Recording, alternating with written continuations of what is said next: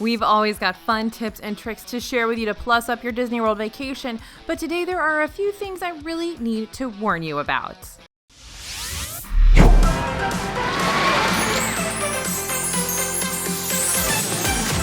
Hey everybody, it's AJ for Disney Food Blog. So you're feeling great about planning your Disney trip, but you get that nagging feeling that there's something you're not thinking about. Who can blame you? There's so much that goes into these trips. There's bound to be something you haven't thought of yet. Luckily for you, we've been there, we've done that, and we've been in some pretty unfortunate situations over the years. And today we're passing that hard-won knowledge off to you. Here are 10 important things I want to warn you about at Disney World. First, bus services have been reduced at Skyliner hotels. This first one is geared towards those of you with a fear of heights, or if you're generally not a fan of Disney's newest transportation system, that's Skyliner. Now, the Skyliner is a gondola system that connects Art of Animation and Pop Century Resort with Caribbean Beach Resort, Hollywood Studios, Riviera Resort, and Epcot. If you're staying at any of those 4 hotels, I definitely want to warn you that if you're not planning on taking the Skyliner, you might want to choose a different hotel, or at least plan a lot of extra time to get to the parks. Buses to Hollywood Studios and Epcot will still run to and from these hotels, but service is super limited. Potentially only once an hour is what we've been told by cast members at the front desk. The Skyliner and bus are the only modes of free Disney transportation to get to the parks from these resorts. They're not on the monorail line, and there's no boat service to the parks from these resorts. You can drive yourself to the parks if you brought your own car or have a rental, or you can opt for a paid rideshare or minivan, Disney's rideshare service. But those can get expensive if that's how you get to and from the parks every time. Now, I want to confirm and clarify that buses to the Magic Kingdom and Animal Kingdom are running as normal, so don't worry about those. These are just Epcot and Hollywood Studios buses. So even if you're totally cool with the Skyliner, you'll also want to take into consideration the hours that it runs. It only opens a half hour before the parks do, and while the trip from Caribbean Beach to Hollywood Studios is only about 3 minutes, there's typically a line when the system first starts running, and any mishaps could mean precious minutes are lost when you're trying to make it over to the studios before the park opens in order to get that Rise of the Resistance boarding group. The Skyliner also stops running earlier than the buses, especially during Park Extra Magic hours. So if you've hopped in line for a ride right at park close during Extra Magic hours, you might walk out of the park to find that the Skyliner stopped running 5 minutes ago. This isn't going to happen to everybody, but it does stop running before the buses. Disney will have buses ready to take you back to your hotel. At Epcot's International Gateway, we've heard from cast members that buses depart from the front of Yacht and Beach Club since you've exited the park and can't go back in to walk from the front, but we'd suggest double checking before you exit the park just in case. Next thing I want to warn you about at Disney World, things are getting more expensive. The perpetual negative aspect of Disney World, things are always going to have their prices increase. This is across the board. Tickets, merch, the price of ears have gone up in particular. Some food and drink items, events, hotel rates, everything at Disney sees a price increase at least once a year. It feels like that. Probably not everything, but it sure feels like everything. And we haven't really seen prices reverse all that often. Regular ticket prices usually increase in February, and annual passes typically increase in October, but that hasn't been the case recently. Galaxy's Edge opening in August last year meant annual pass price increases came early in June. And this year, well, we're not quite sure what to expect. What can you do to save money? Buy your tickets early. As soon as you know your travel dates and have your hotel booked, get those tickets. We have a good idea of when ticket prices usually increase based on past year's data, but you never know. You can buy your tickets before you know your trip dates, but that requires buying a flex ticket, which can be used on any day of the year, since Disney switched to a date-based ticketing system. And that perk comes with an added cost that might cancel out any potential savings that come from buying before a price increase. Keep an eye on big events, too. When we get opening dates for the Tron Coaster or Guardians of the Galaxy Cosmic Rewind, we might see annual pass price increases to coordinate with those, rather than the typical October increase period we've seen in other years, just like what happened with Galaxy's Edge. For merchandise, buy your souvenirs ahead of time. Keep an eye out for free shipping and sales from Shop Disney, and pack some presents in your suitcase to pull out once you arrive. Or check the outlets nearby Disney if you have a car. They're only about 10 minutes away, and nearly everything is marked down to clearance, and that's actual parks merchandise. As for food, there's not much you can do to mitigate price increases, but know that food at Disney typically goes up in price in October at the beginning of the fiscal year. All right, next thing I want to warn you about, be on the lookout for those hidden fees.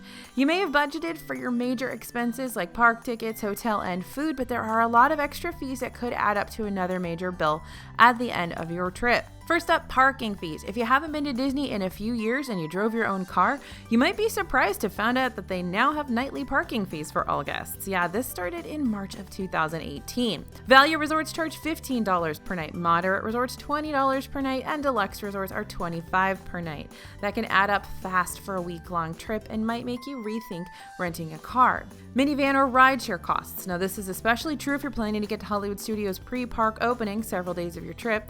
We seriously recommend skipping Disney transportation to get there on time, but paying for a minivan a few mornings in a row can add up fast. Minivan prices will vary. There's a flat rate, then a per mile rate added on, so the further you go, the more expensive it is. Currently, it's a $19 flat rate with a $3.15 per mile charge, though they do include car seats for kids and are driven by a Disney employee.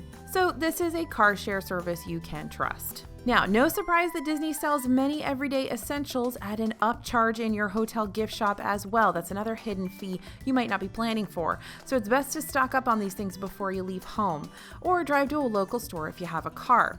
Things like over-the-counter medicine, sunscreen, rain gear, etc. All of that you'll want to bring with you at lower prices so you don't have to buy it in your hotel gift shop, or you can have stuff delivered or brought to you from things like Instacart. Also, be sure to think about tips and gratuity when it comes to those hidden fees, especially if you're on the Disney dining plan. You might think everything's included when you purchase the Disney dining plan, but I gotta warn you that gratuity is not included, so you've got to be ready to pay for that out of pocket. Also know that if you have a party of 6 or more, an automatic 18% gratuity is added onto your bill at Disney World restaurants.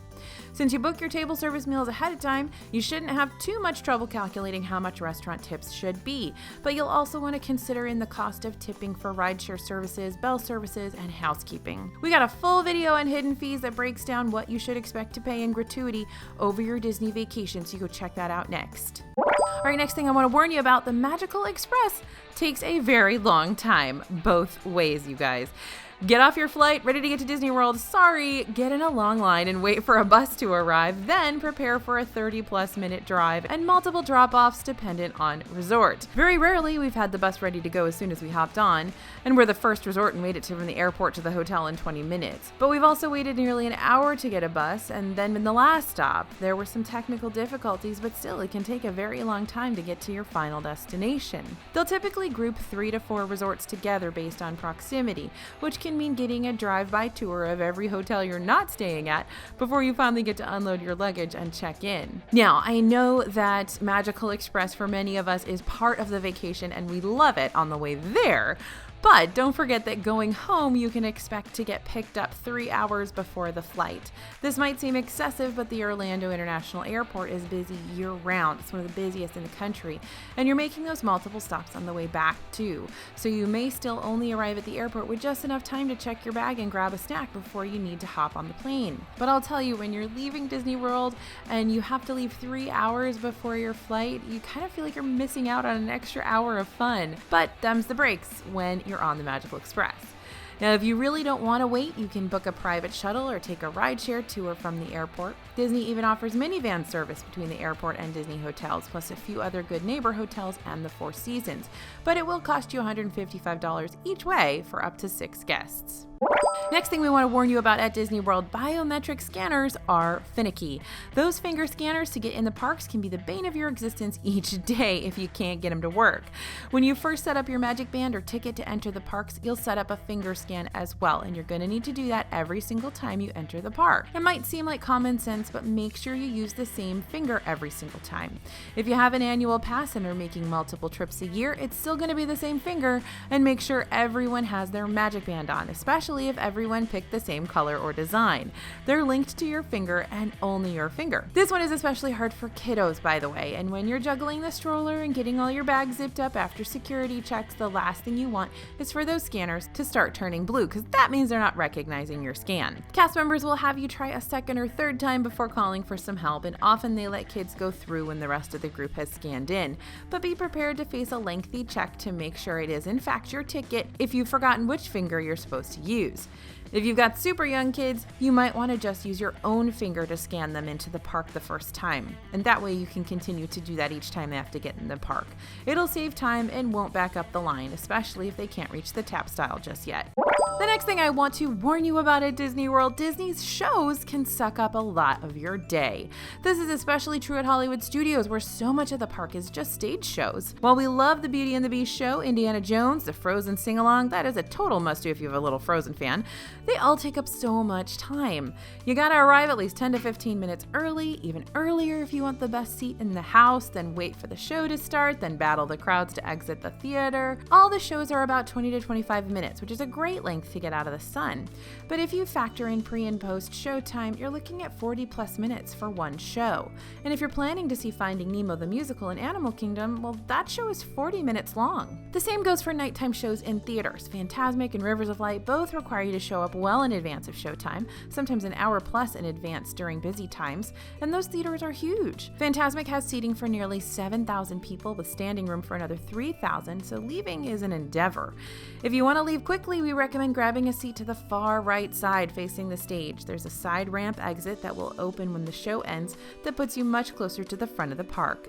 At Rivers of Light, you can watch the show from the bridge by Finding Nemo the musical, so you don't need to worry about grabbing a spot early or waiting for the crowds to clear.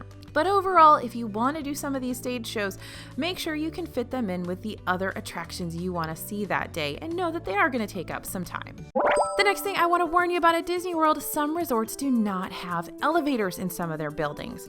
This next one is super important if you have mobility issues or you're trekking around Disney with a big stroller. You definitely do not want to be dragging a stroller upstairs to the second floor at 1 a.m. after a long day in the parks while you're carrying your sleeping kids. So who are the no elevator offenders? Caribbean Beach Resort. Some of the buildings in this resort only have 2 stories, and according to ADA regulations, only hotel buildings taller than 2 stories have to have elevators. Some of Port Orleans Riverside buildings only have 2 floors, so while the mansions of the Riverside Resort are all 3-story buildings, this is where you'll find the princess rooms, some of Riverside has just 2-story buildings. All the Alligator Bayou section of the resort is 2-story without elevators. Most of Old Key West is going to be 2-story buildings, which again means no elevators. There are 3 buildings that are an exception though. Buildings 62, 63, and 64 do have elevators. When you're booking a room, when you enter your dates and start a search, check off the accessible rooms box if you need a wheelchair accessible room with a roll-in shower. At the resort sections we just mentioned, that will guarantee you a ground floor room. If you don't specifically need a wheelchair accessible room, you can request a first floor room when you do online check-in. This isn't a guarantee, but if you don't automatically get the room you wanted, you can always check in with the front desk to see if they have a ground floor room available. Next thing I want to warn you about at Disney World, you might be farther than you think from the transportation or food at your resort. Depending on your hotel, you might be walking far to get to and from your room, particularly if all the food and transportation are located in one spot. Art of Animation Resort, along with deluxe resorts like Animal Kingdom Lodge or the Boardwalk Inn, can have a notoriously long walk if you end up in one of the further sections. If you're all the way down a long hall or in the Little Mermaid section of Art of Animation, you're going to have a long walk to dining locations and the one main bus stop. It could be a 15 to 20 minute walk, and trust us, that is not fun when you're coming back to the room at the end of the day or if you're in the middle of a rainstorm. Super spread out resorts like Caribbean Beach and Coronado Springs do have multiple bus stops, so you'll likely be close to one of them, and there's also the secondary pool bar locations to grab a snack. But if you want to get to the main lobby area with the resort's quick service dining and grab and go foods, it's going to be a bit of a trek from the farthest buildings. If this is a big no-go for you, consider booking a preferred room. Some resorts offer a preferred room category that's a little bit higher in price, but it guarantees that you'll be closer to the main areas of the resort, like dining, transportation, and the main pools. You can always make the request for room location, but only booking that preferred room category will guarantee you get it. I'm still talking about when I was way down at the very end of Kidani Village. There were times I wanted to go to the gift shop to get some food or something, and I just said, forget it. I don't care if I'm going to bed hungry. I don't even want to walk that far. All right, next thing I want to warn you about, More rides than you think will close if it rains. Rain is something we talk a lot about on the channel. Always be prepared with an umbrella, pack that extra pair of shoes, you know the drill. But I want to warn you that a lot of rides are going to shut down when the rain starts.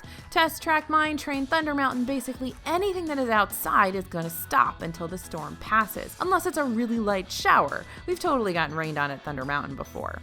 We'd recommend tucking into a store or restaurant to wait out the storm if you were about to hop on a ride and the storm looks like it will pass quickly. Another reason to keep a weather app handy. Stay close because the standby line will be significantly shorter when the ride reopens.